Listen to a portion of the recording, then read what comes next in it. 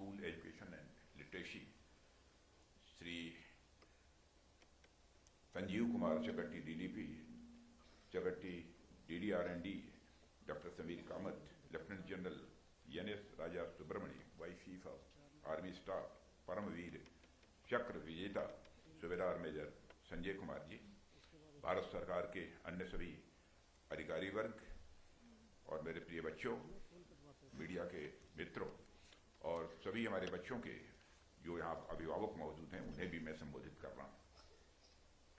सबसे पहले तो मैं भारत के शिक्षा मंत्री धर्मेंद्र प्रधान जी और उनके मंत्रालय को विशेष रूप से बधाई देना चाहता हूँ कि उन्होंने प्रोजेक्ट वीर गाथा इस कार्यक्रम को बखूबी 4 वर्षों से लगातार वो चला रहे हैं और लगातार आप देख रहे होंगे कि कामयाबी की ऊंचाइयों को यह प्रोजेक्ट वीर गाथा हासिल करता जा रहा है। मैं अपनी बात की शुरुआत यहां से करना चाहता हूं कि पिछली बार जब मुझे बच्चों को संबोधित करना था तो मैंने स्वयं संबोधित करने के बजाय उड़ीसा की एक छोटी सी बच्ची थी जिसका नाम बरनाली साहू था, आज भी मुझे उसका नाम याद है, उसको मंच पर मैंने आमंत्रित किया था और उसको कहा था मेरे बिहाफ में जो हमारी प्रिपेयर्ड स्पीच है उस स्पीच को तुम पढ़ोगे। मैं कल्पना नहीं कर सकता था कि उस बच्ची ने जिस कॉन्फिडेंस के साथ और जिस ऊर्जा के साथ उस स्पीच को पढ़ा था, मुझे यह लग रहा था कि जैसे स्वयं ही उसने इस स्पीच को प्रिपेयर किया हो और स्वयं ही उसके ही विचार उसमें हो। भारत में अद्भुत इस प्रकार के टैलेंट्स हमको देखने को मिलते हैं और मैं जानता हूं यहाँ जो हमारे बच्चे बैठे हैं और जिन्होंने कि इस प्रोजेक्ट वीर गाथा में 100 में विदिन 100 जिनका सिलेक्शन हुआ है, जिनका चयन हुआ है, यह कोई छोटी उपलब्धि नहीं है।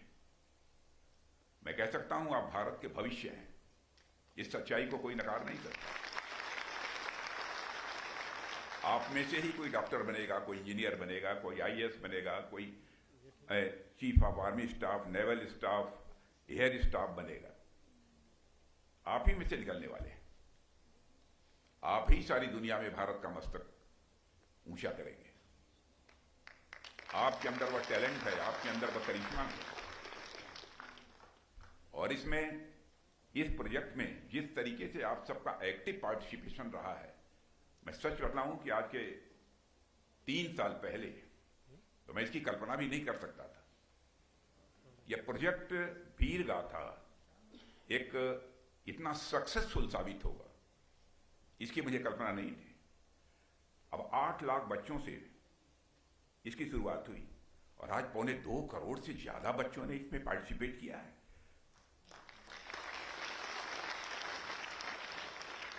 मैं शिक्षा मंत्रालय की और हमारे जो डायनेमिक लीडरशिप शिक्षा मंत्रालय की धर्मेंद्र प्रधान जी की जितने भी तारीफ की जाए मित्रों कम है और मैं केवल प्रशंसा के लिए प्रशंसा ही नहीं कर रहा हूं।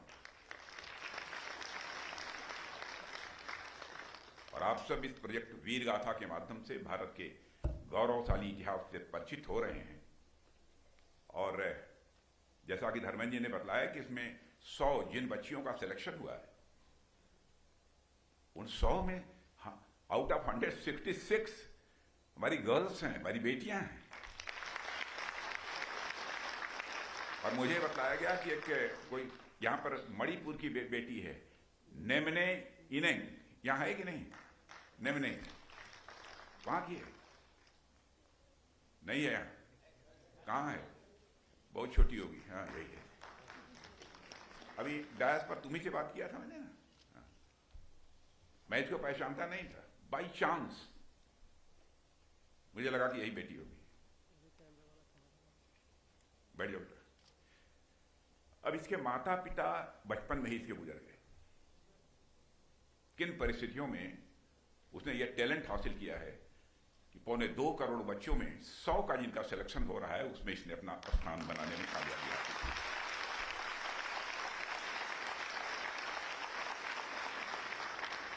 और मैं जो 100 जिनका चयन हुआ है उनको साधारण 100 नहीं मानता, सुपर 100 मैं कहना चाहूंगा। और ऐसे बच्चों, आपके उज्जवल भविष्य की मैं कामना ही नहीं करता हूं, बल्कि आपसे आयु में बहुत बड़ा होने के कारण आप सबको हृदय से आशीर्वाद देता हूं।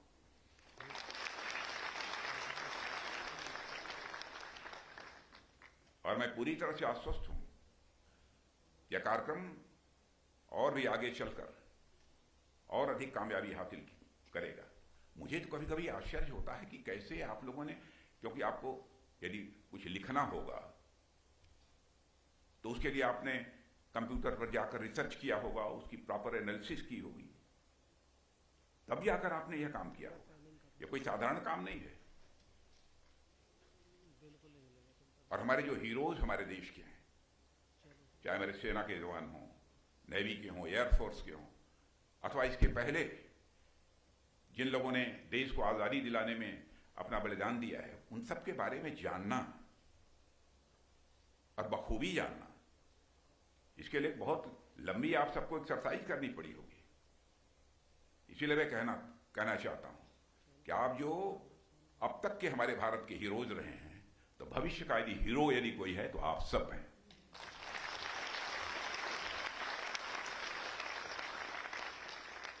और आप सभी जानते हैं कि हमारे प्रधानमंत्री जी ने 2047 तक भारत को एक विकसित भारत, डेवलप्ड नेशन भारत बनेगा, यह लक्ष्य हम सबके समक्ष उन्होंने रखा है।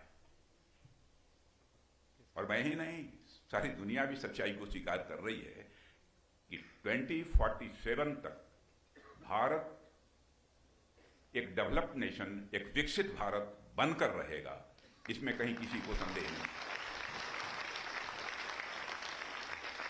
और यह बात मैं क्यों कह रहा हूं?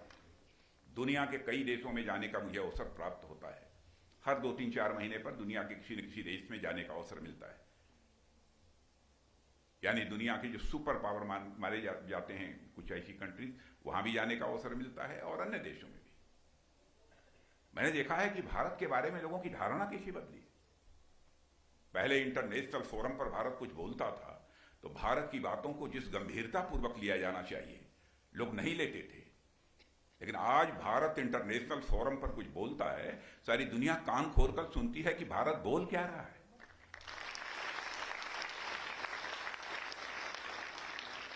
इंटरनेशनल कम्युनिटी में भारत का स्टेचर बढ़ा है। आप जैसे ही हीरोज का ही यह करिश्मा है। आप जैसे ही वैज्ञानिकों का, बहुत सारे भिन्न भिन्न क्षेत्रों में हमारे वैज्ञानिकों का, सैनिकों का, बहादुरों का, आप जैसे छात्रों का, साइंटिस्ट का, जिसके कारण आज सारे विश्व में भारत की ऐसी स्थिति बनी है। इसके लिए जहां मैं आपको बार बार बधाई देता हूं, आपके टीचर्स को भी मैं इसके लिए मैं बधाई देना चाहता हूं। आपके माता पिता भी ये बधाई के पात्र हैं। और मैं कह सकता हूं, स्वाभाविक रूप से कहीं ना कहीं आपके अंदर, जब हीरोज के बारे में आपने जानने की कोशिश की होगी, तो आपके अंदर एक सेंस ऑफ नेशनल प्राइड, राष्ट्रीय स्वाभिमान का भाव स्वाभाविक रूप से आपके अंदर भी यह पैदा हुआ होगा। तो कौन सी ऐसी भावना थी जिसने हमारे बहादुर, चाहे हमारे सीमा की रक्षा करने वाले जवान हों, उनको इंस्पायर किया हो, उनको प्रेरित किया हो, अथवा देश की आपको आजादी दिलाने के लिए अपना सर्वस्व न्यौछावर कर देने की प्रेरणा दी हो। अब इधर के हीरोज के बारे में आपने बहुत पढ़ा है। अब आजादी हासिल न हुई होती तो आज इंटरनेशनल कम्युनिटी में जो भारत का स्ट्रेचर बना है, शायद वो न बन पाता। आज भी हम गुलाम होते। चंद्रशेखर आजाद 26 साल की जवानी थी, 26 साल, 26 ईयर।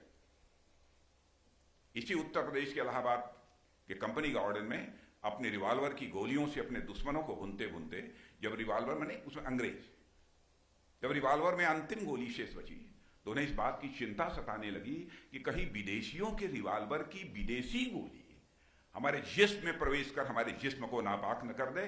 तो उन्होंने अपने ही रिवॉल्वर की अंतिम गोली अपने सीने में दाग लेने का काम किया था। तब जाकर भारत आजाद हुआ।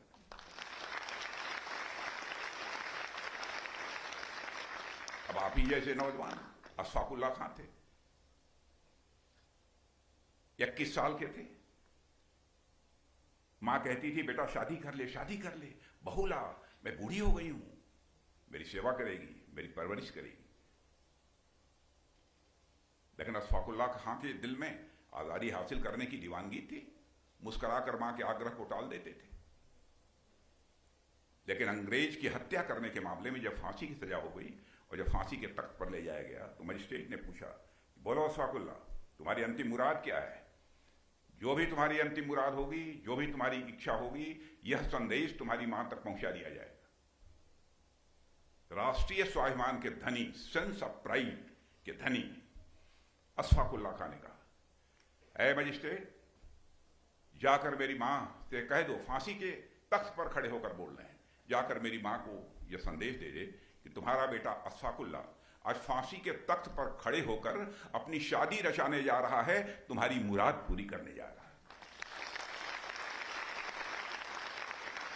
है। ऐसे लोगों के कारण ही यह भारत आ गया है।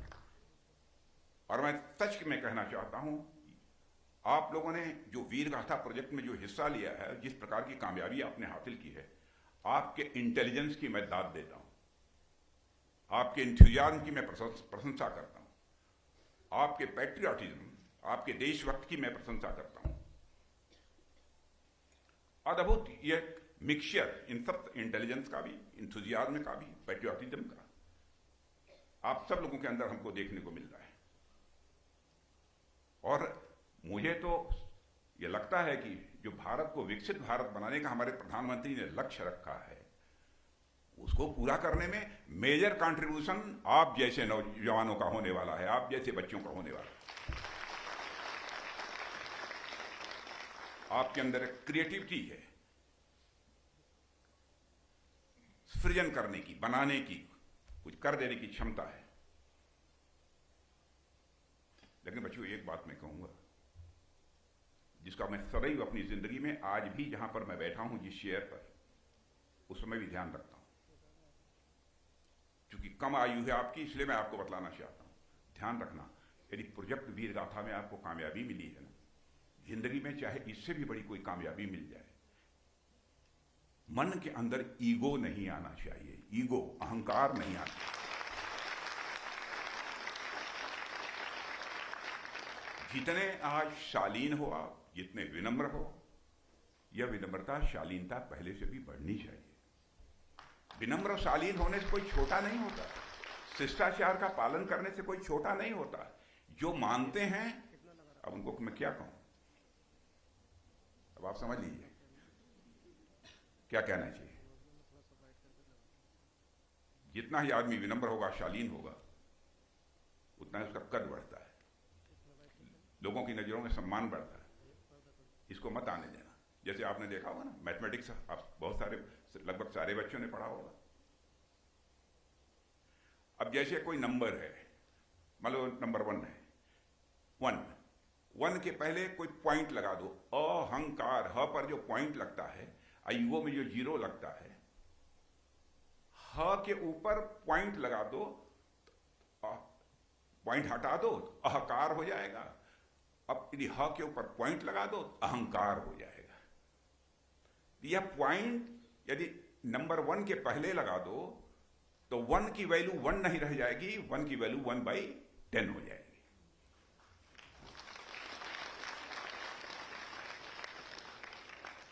इतनी खतरनाक चीज है। और भविष्य में इस बात का आप सब विशेष ध्यान रखना। आप सबको मेरा आशीर्वाद है। आपके माता पिता, आपके जो गार्जियंस हैं, आपके दादा दादी, सबका मैं शीश झुकाकर यहां अभिनंदन करता हूं। आपके टीचर्स जिन्होंने आपको ये प्रेरणा दी है, उन सबका भी अभिनंदन करते हुए और पुनः आप सबको हृदय से आशीर्वाद देते हुए अपना निवेदन समाप्त करता हूं।